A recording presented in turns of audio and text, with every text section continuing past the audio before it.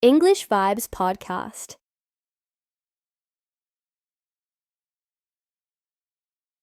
Hey there! Welcome to English Vibes Podcast, where we help you unlock the magic of thinking in English. Let me tell you something. If you're still translating in your head, you're making it harder for yourself. It's like running a marathon in heavy boots. You have an idea, you translate it into English, you check the grammar, and then you finally say it. But by the time you do, the moment's gone. Oops. That's not how fluent English speakers roll. To think and speak freely, you've got to skip that whole translation process and dive straight into English. Trust me, it'll change everything. So how do you do it? Here's the trick. Fake it till you make it. Imagine you're a native speaker, living life entirely in English. Let's make it real. Your phone. Boom, switch it to English. Cooking dinner? Look up recipes in English. Love scrolling TikTok or Instagram? Follow creators who speak English. One of my friends started reading bedtime stories to her kids in English. Wow, what a difference it made. Her kids were learning, and so was she. Little changes like these will surround you with the language, and guess what? Your brain will start thinking in English naturally. No magic wand required. Now here's the juicy part. Start talking. Don't have a partner? No problem. Talk to yourself. Yup, out loud. Pretend you're ordering coffee at Starbucks. Hi, can I get a caramel latte, please? Practice describing what you're doing.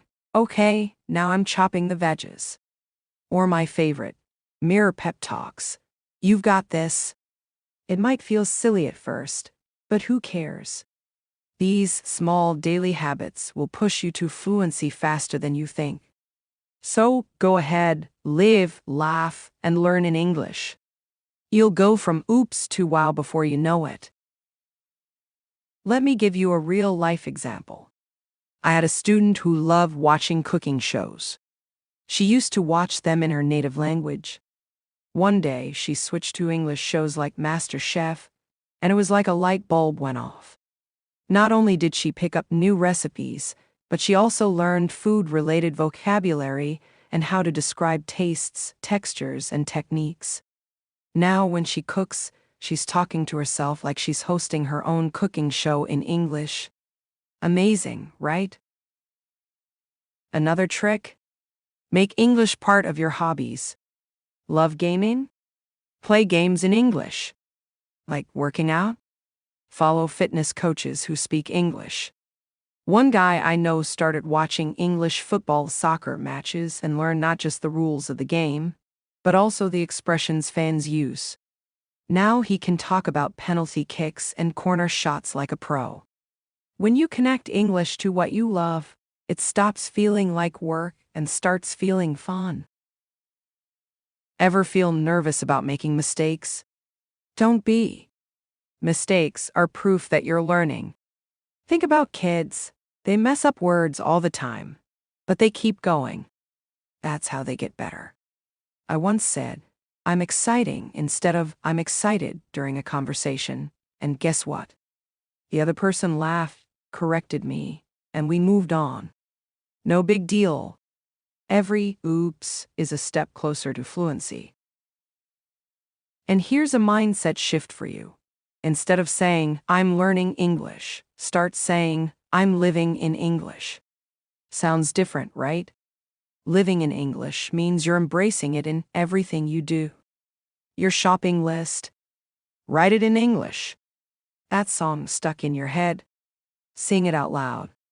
Surround yourself so much that English becomes second nature, like brushing your teeth or tying your shoes.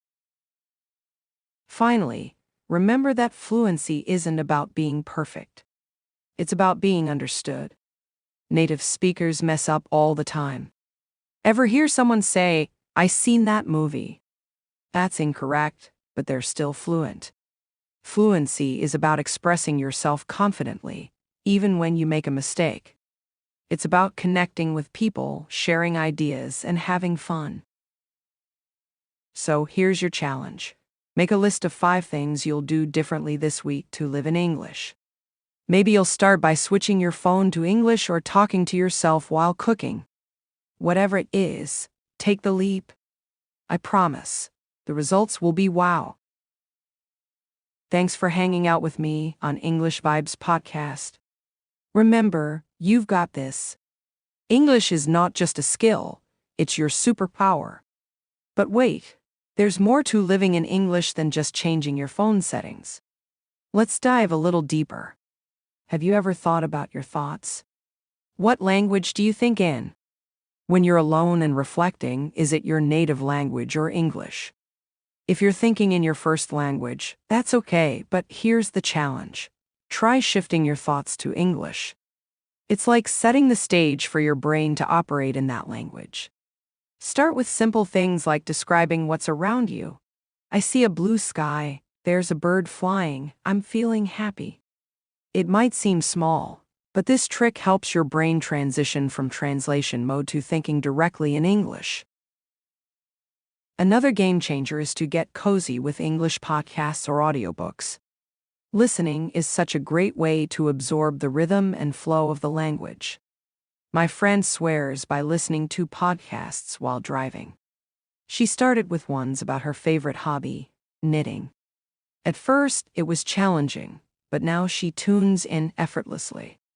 Not only is she learning new vocabulary, but she's also picking up on conversational tones and expressions.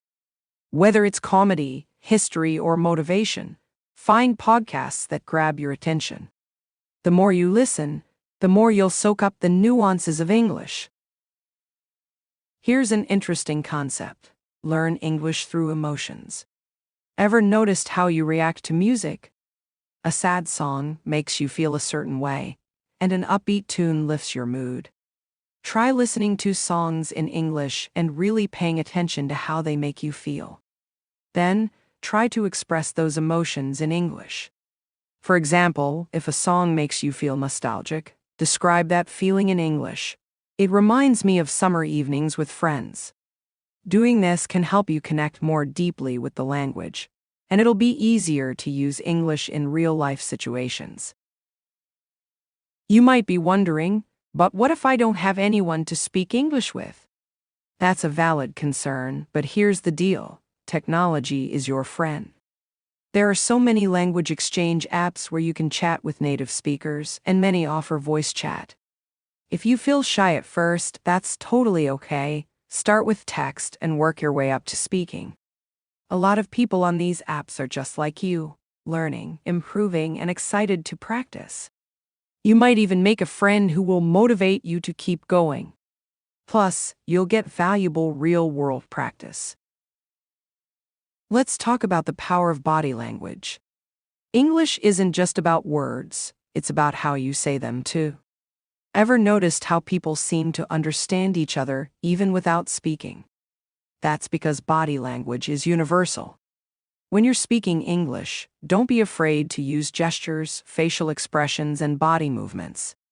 They help convey your message and make communication flow more naturally. You don't need to be an actor, but a little gesture here and there can make your English more engaging. Now, let's tackle the fear of mistakes. If you've ever felt embarrassed about speaking incorrectly, remember that every mistake is an opportunity. Think of every oops as a stepping stone. I remember when I was learning another language. I made a mistake in a conversation and got a funny reaction. Instead of being embarrassed, I laughed with the person and corrected myself. It turned the moment into a positive experience. See you next time, and until then, keep vibing with English. Bye for now.